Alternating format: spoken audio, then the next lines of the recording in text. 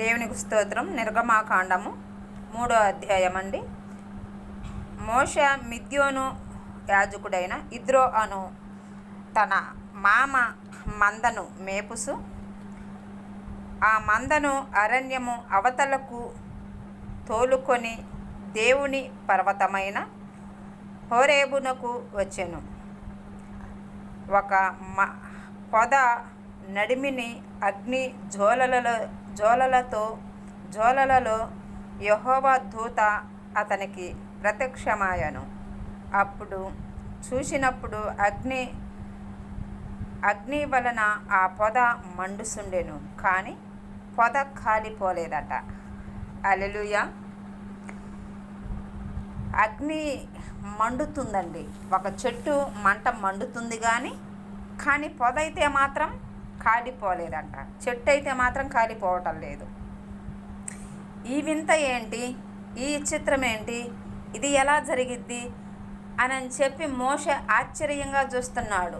ఆ అగ్ని మండుతుంది, చెట్టు అయితే కాలిపోవటం లేదు.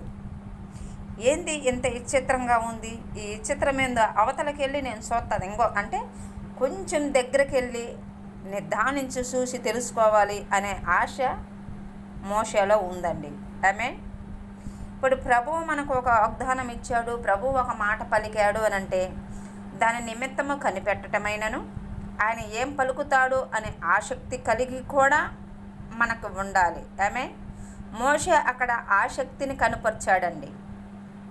ఒక అగ్ని మండుస్తుంది కానీ చెట్టు కాలిపోలేదంటే మామూలుగా లోకానుసారంగా అయితే పారిపోవాలా, అంటే ఆటోమేటిక్గా భయం వేసిద్ది, అరణ్యం కదా, అడవిలో. కానీ మోషేలో ఉన్న విచిత్రం ఏంటంటే అది ఏదైనా సరే, ఏది ఏమైనా సరే, ఆ వింత ఏంటి, ఆ విచిత్రం ఏంటి, అది ఎలా కాలిపోలేదు, మంట మండుతుంది కానీ ఎలా కాలిపోకుండా ఉంది అని దాన్ని అసలు నిర్ధారించి తెలుసుకోవాలి.